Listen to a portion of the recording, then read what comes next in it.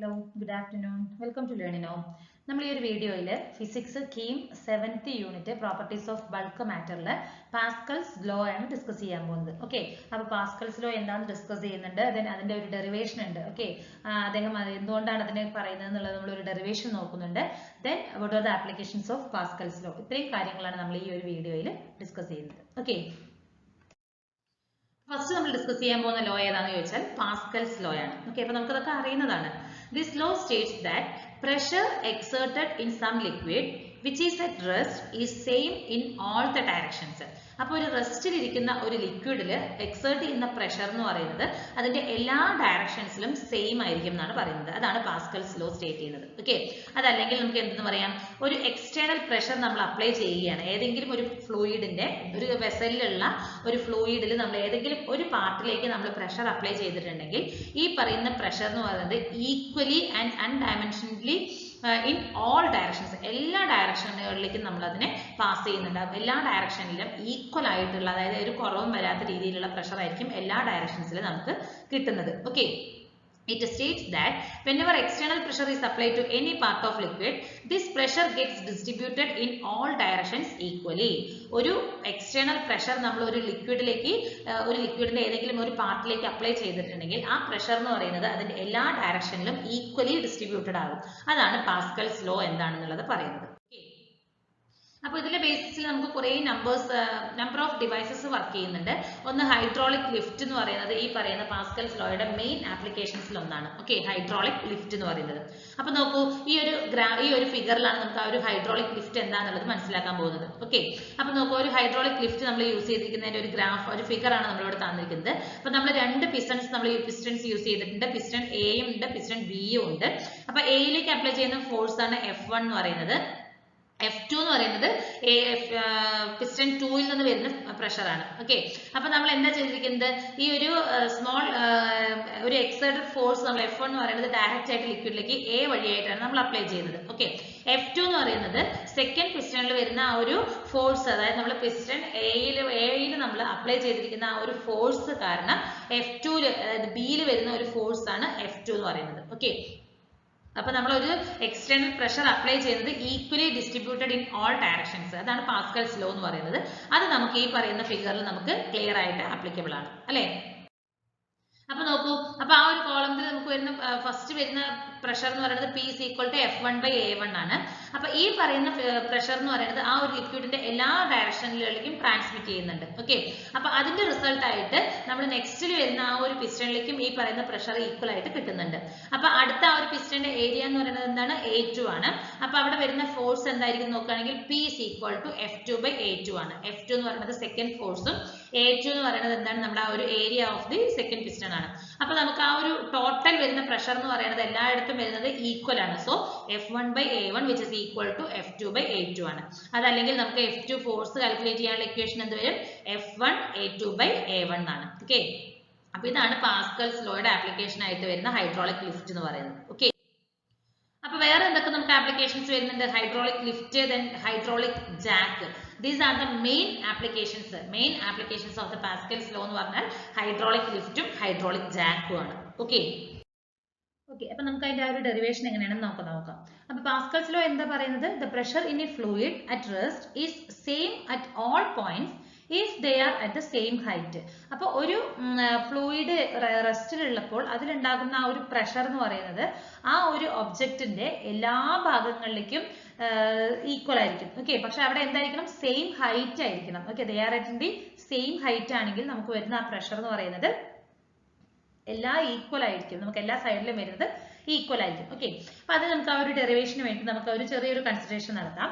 അപ്പൊ ഞാൻ ഒരു ബീക്കറിൽ ഒരു പ്രിസം, ഓക്കെ, ഒരു റെക്ടാംഗുലർ അല്ലെങ്കിൽ റൈറ്റ് ആംഗിൾ പ്രിസം ഞാൻ ഇവിടെ ഇൻസേർട്ട് ചെയ്തിരിക്കുകയാണ്. ഓക്കെ, അപ്പൊ ഇത് നമ്മൾ കമ്പാരിറ്റീവ്ലി, അതായത് ആ ഒരു സർഫേസിൽ നിന്ന് നമ്മൾ നോക്കുമ്പോൾ ഈ പ്രിസം എന്ന് പറയുന്നത് വളരെ ചെറിയൊരു പ്രിസമാണ്. ഓക്കെ, വളരെ സ്മോൾ ഇൻ സൈസ് ആണ്, very very very small in size ആണ്.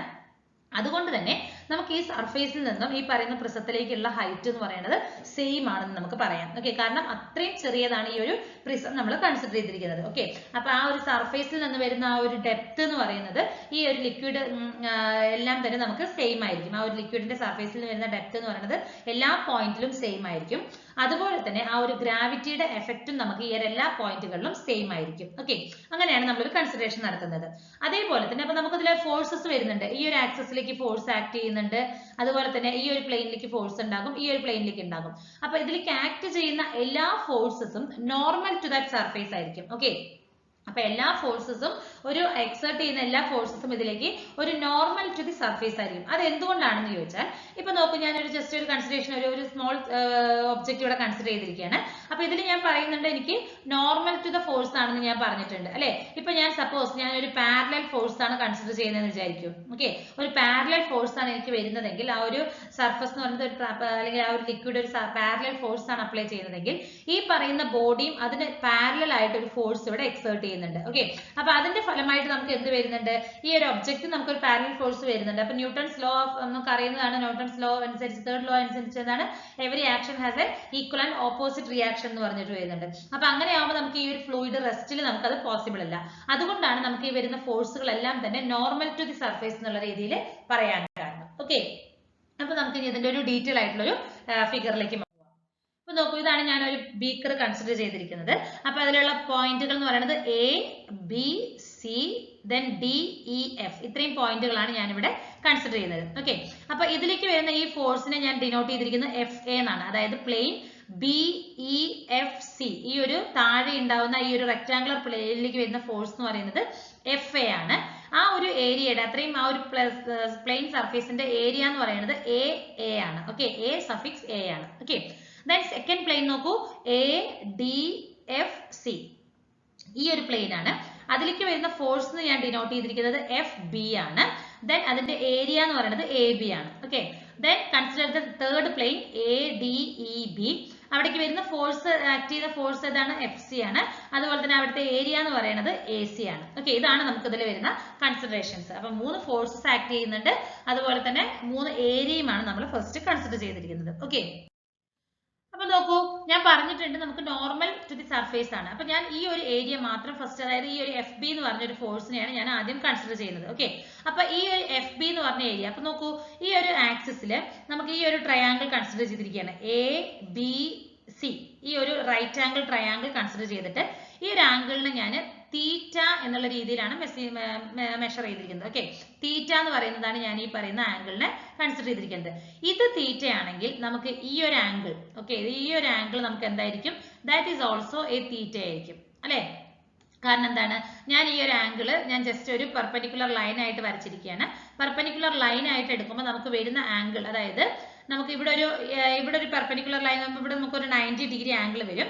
അപ്പൊ ഇത് തീറ്റ ആണെങ്കിൽ ഇത് 90 ആണെങ്കിൽ ഇത് 90 മൈനസ് തീറ്റയാണ്. അതിന് ഓപ്പോസിറ്റ് ആയിട്ട് വരുന്ന അഗൈൻ ഇവിടെ ഒരു 90 മൈനസ് തീറ്റ വരും. അപ്പൊ നമുക്ക് അങ്ങനെ ഒരു കൺസിഡറേഷൻ വരുമ്പോൾ നമുക്ക് ഈ ഒരു ആംഗിൾ എന്ന് പറയുന്നത് എന്താ വരുന്നത്, തീറ്റയാണ് വരുന്നത്. ഓക്കെ,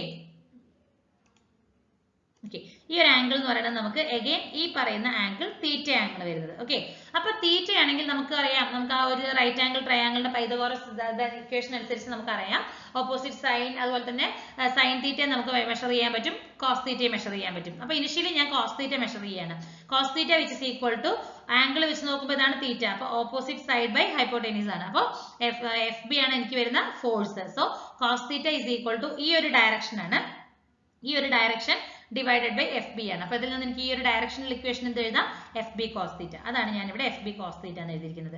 ദെൻ ഈ ഒരു കൺസിഡറേഷൻ നോക്കൂ, ഈ ഒരു ആംഗിൾ എന്ന് പറയുന്നത് പാരലൽ ആയിട്ടാണ് എനിക്ക് കിട്ടുന്നത്. സോ സൈൻ തീറ്റ എടുത്തിരിക്കുകയാണ്. So adjacent side by hypotenuse ആണ്. So parallel plane divided by F B വരും സൈൻ തീറ്റ. അപ്പൊ ഈ ഒരു പ്ലെയിൻ ഇക്വേഷൻ എനിക്ക് എന്ത് വരും, എഫ് ബി സൈൻ തീറ്റ എന്ന് കിട്ടും. ഓക്കെ, ദെൻ ഞാൻ ഈ ഒരു എ ഡി എന്നുള്ള ഒരു സ്പേസിനെ ടി എന്നുള്ള രീതിയിൽ കൺസിഡർ ചെയ്തിരിക്കുകയാണ്. Okay, small T.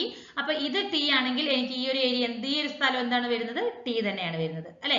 അപ്പൊ ഇത്രയും ജസ്റ്റ് കൺസിഡറേഷൻസ് ആണ്. അപ്പൊ ഒരു എഫ് ബി കോസ് തീറ്റ, അതുപോലെ തന്നെ എഫ് ബി സൈൻ തീറ്റ, ദെൻ ഈ ഒരു 2 ടി, ഇത്രയും കാര്യങ്ങളാണ് നമുക്ക് ഈ ഒരു ഫിഗറിൽ നിന്നും മനസ്സിലാക്കാനുള്ളത്. ഇനി നമുക്ക് നമ്മുടെ ഡെറിവേഷനിലേക്ക് പോവാം. ഓക്കെ, അപ്പൊ എനിക്ക് നോക്കൂ, F C is equal to F B sine theta എന്ന് എഴുതാം. നോക്കൂ, F C, okay, F C എന്ന് പറയുന്നത് നമുക്ക് ഏതാണ്, ഈ ഒരു ആംഗിൾ ആണ് അല്ലെ. ഈ പറയുന്ന എഫ് സി എന്ന് പറയുന്നത് എനിക്ക് ഈ ഒരു റൈറ്റ് ആംഗിൾ ആണ് വരുന്നത് അല്ലെ. എഫ് സി ഈ ഒരു റൈറ്റ് ആംഗിൾ ട്രയാംഗിൾ കൺസിഡർ ചെയ്തിരിക്കുകയാണ്. അപ്പൊ എഫ് സി എന്ന് പറയുന്നത് എനിക്കൊരു റൈറ്റ് സൈഡിലേക്കാണ് വരുന്നത്. ഓക്കെ, അതിന് ബിഫോർ ആയിട്ട് ഇപ്പൊ നമുക്ക് പറയുന്നുണ്ട് ഫോഴ്സ് എന്ന് പറയുന്നത് എന്താണ്, ഒരു വെക്റ്റർ ക്വാണ്ടിറ്റി ആണ് അല്ലെ. ഫോഴ്സ് എന്ന് പറയുന്നത് ഒരു വെക്റ്റർ ക്വാണ്ടിറ്റി ആണ്. അങ്ങനെയാണ് നമുക്ക് ഇവിടെ രണ്ട് കോമ്പണന്റുകളായിട്ട് നമുക്ക് ഡിവൈഡ് ചെയ്തിരിക്കുന്നത്. ഓക്കെ, അതുപോലെ തന്നെ ഈ പ്രിസം എന്ന് പറയുന്നത് നമ്മളൊരു ഇക്വിലിബ്രിയത്തിലാണെന്നുള്ള രീതിയിലും കൂടി കൺസിഡർ ചെയ്തിരിക്കുകയാണ്. അങ്ങനെയാകുമ്പോൾ നമുക്ക് ഇവിടെ വരുന്ന net force which is equal to 0 ആണ് വരുന്നത്. ഓക്കെ, അപ്പൊ ഈ ഒരു പ്രിസം എന്ന് പറയുന്നത് ഞാൻ എന്തായിട്ട് കൺസിഡർ ചെയ്തിരിക്കുന്നത്, ഒരു ഇക്വിലിബ്രിയത്തിലാണ്. സോ എനിക്ക് ഇവിടെ ആക്ട് ചെയ്യുന്ന net force which is equal to 0 ആണ് വരുന്നത്. ഓക്കെ, അപ്പൊ ഞാൻ ആദ്യം ഈ ഒരു ഏരിയ മാത്രം കൺസിഡർ ചെയ്തിരിക്കുകയാണ്, എ ഡി ഇ ബി. അപ്പൊ ഇവിടെ ആക്ട് ചെയ്യുന്ന ഫോഴ്സ് ഏതാണ്, എഫ് സി ആണ് അല്ലെ. അപ്പൊ എഫ് സി എന്ന് പറയുന്നത് എനിക്കൊരു റൈറ്റ് വേർഡ് ഡയറക്ഷനിലേക്കാണ് വന്നിരിക്കുന്നത്. ഓക്കെ, അപ്പൊ ഈ ഒരു എഫ് ബി സൈൻ തീറ്റ നോക്കൂ, അത് എവിടേക്കാണ് വന്നിരിക്കുന്നത്, ഇറ്റ് ഈസ് ലെഫ്റ്റ് വേർഡ്സ് ആണ് അല്ലെ. അപ്പൊ ഈ രണ്ട് ഫോഴ്സുകളും നമുക്ക് എന്താണ്, ക്യാൻസൽ ടു ഈച്ച് അതർ ആണ്. അങ്ങനെയാണെങ്കിൽ സെയിം മാഗ്നിറ്റ്യൂഡ് ആയിരിക്കണ്ടേ അല്ലെ, ഓപ്പോസിറ്റ് ഡയറക്ഷൻ ആണ്. ഓൾറെഡി എഫ് സി എന്ന് പറയുന്നതും എഫ് ബി സൈൻ തീറ്റയും ഓപ്പോസിറ്റ് ഇൻ ഡയറക്ഷൻസ് ആണ്. അപ്പൊ നമുക്ക് ഈക്വൽ ടു 0 വരണമെങ്കിൽ they will be in equal magnitude ആണ് അല്ലെ.